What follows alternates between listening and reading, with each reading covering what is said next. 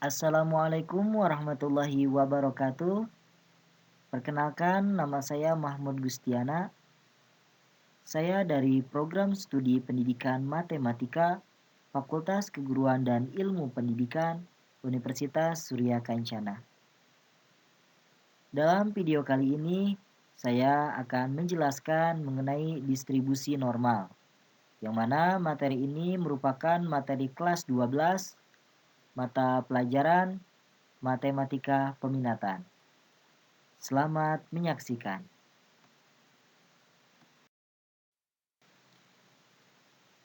Sebelum lanjut ke pembahasan, saya akan membacakan kompetensi dasar terlebih dahulu. Kompetensi dasar 3.6 menjelaskan karakteristik data berdistribusi normal yang berkaitan dengan data berdistribusi normal.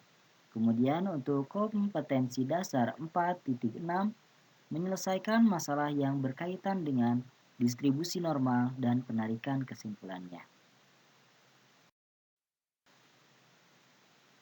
Untuk tujuan pembelajaran, yang pertama yaitu memahami konsep kurva normal. Kemudian, yang kedua, mengidentifikasi masalah yang berkaitan dengan distribusi normal dan penarikan kesimpulannya. Kemudian, yang ketiga, menyelesaikan masalah yang berkaitan dengan distribusi normal dan penarikan kesimpulannya.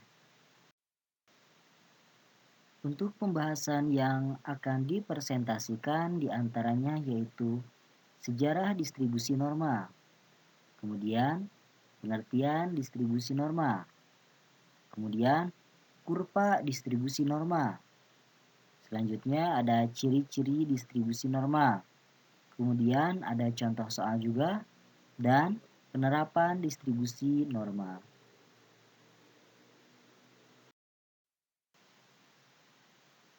Yang pertama yaitu sejarah distribusi normal. Distribusi normal pertama kali diperkenalkan oleh Abraham de Moivre dalam artikelnya pada tahun 1733 sebagai pendekatan distribusi binomial untuk N besar. Karya tersebut dikembangkan lebih lanjut oleh Pierre Simon de Laplace dan dikenal sebagai teorema Moivre-Laplace.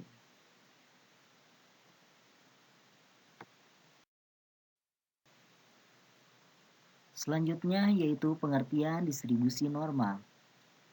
Distribusi normal disebut pula distribusi Gauss, adalah distribusi probabilitas yang paling banyak digunakan dalam berbagai analisis statistika.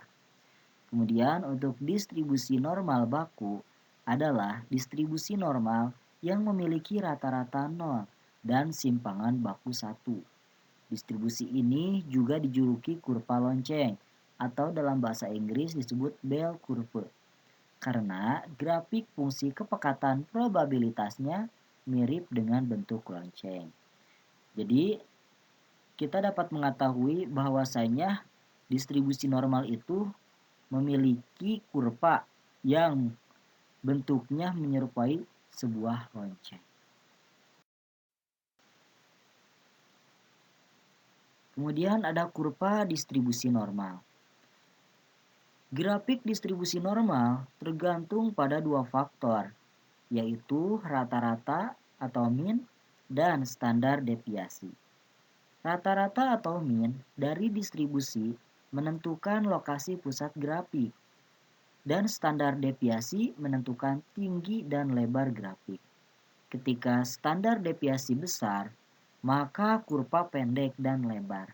Ketika standar deviasi kecil, maka kurva tinggi dan sempit.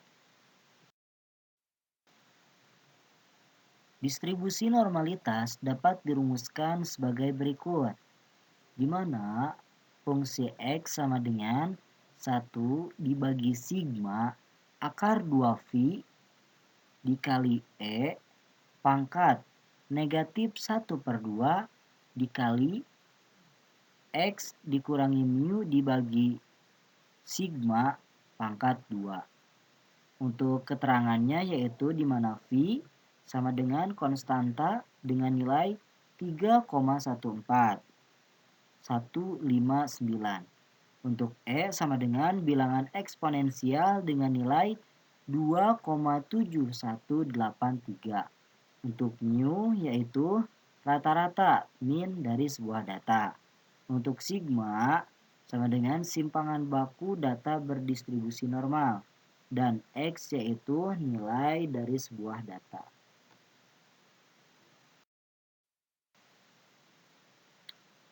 Untuk menyelesaikan soal-soal peluang normal, telah disediakan tabel nilai Z. Adapun cara mencari nilai Z adalah sebagai berikut. Jadi dirumuskan bahwa Z itu sama dengan X dikurangi mu dibagi sigma. Untuk keterangan di mana Z yaitu nilai distribusi normal, kemudian untuk mu yaitu sebuah rata-rata atau min, untuk sigma yaitu standar deviasi, dan X yaitu nilai yang dicari.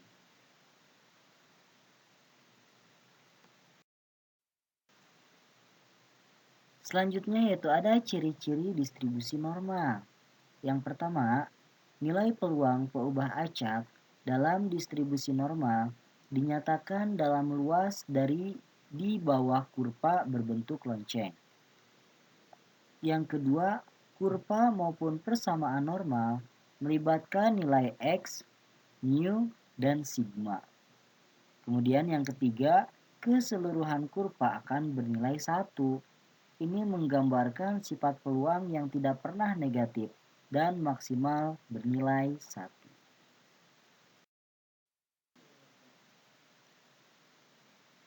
Ini merupakan kurva dari distribusi normal, di mana ada sebuah X yaitu nilai sebuah data, ada juga mu yaitu sebuah rata-rata atau min, dan juga ada sigma yaitu simpangan baku atau standar deviasi.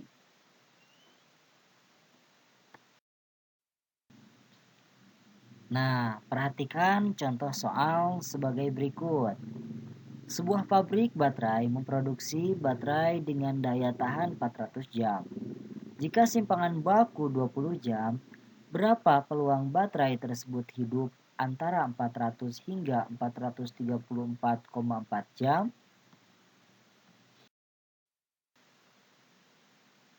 Mari kita coba untuk menjawabnya. Diketahui mu sama dengan 400. Kemudian untuk sigma sama dengan 20, untuk X1 sama dengan 400, dan X2 sama dengan 434,4.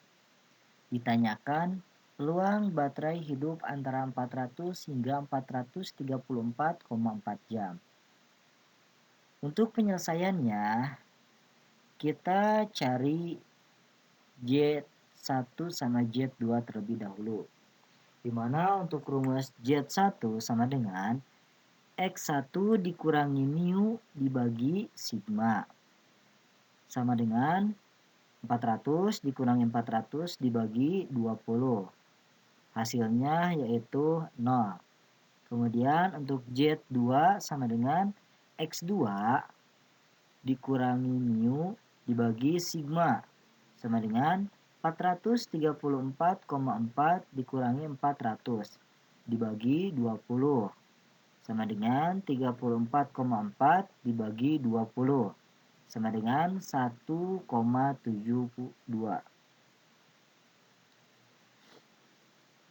Maka P 400 lebih kecil dari X lebih kecil dari 434,4 sama dengan P 0 lebih kecil dari Z lebih kecil dari 1,72. Maka peluang Z-nya itu ada di antara 0 hingga 1,72. Jadi untuk peluang yang dicarinya itu yaitu Z lebih kecil dari 1,72. Maka untuk nilai Z di sini kita akan mencari terlebih dahulu melalui tabel Z. ya. Jadi hasilnya itu 0,4573. Maka peluang baterai hidup antara 400 hingga 434,4 jam yaitu sebesar 0,4537. Ya, setelah ini akan diberitahu bagaimana cara mencari nilai dari Z pada tabel Z tersebut.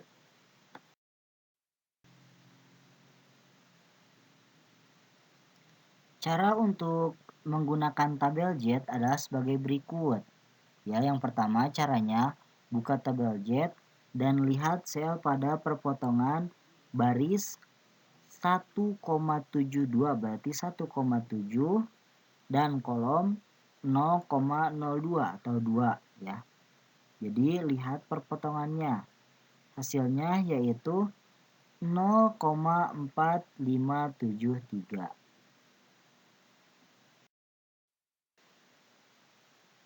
Nah, sekarang coba kerjakan latihan soal yang telah disediakan. Sebuah alat elektronik diberikan jaminan tak akan rusak rata-rata 800 hari dengan simpangan baku 40 hari. Berapa peluang alat elektronik tersebut tak akan rusak antara 778 hari sampai 834 hari? Coba kerjakan latihan soal ini.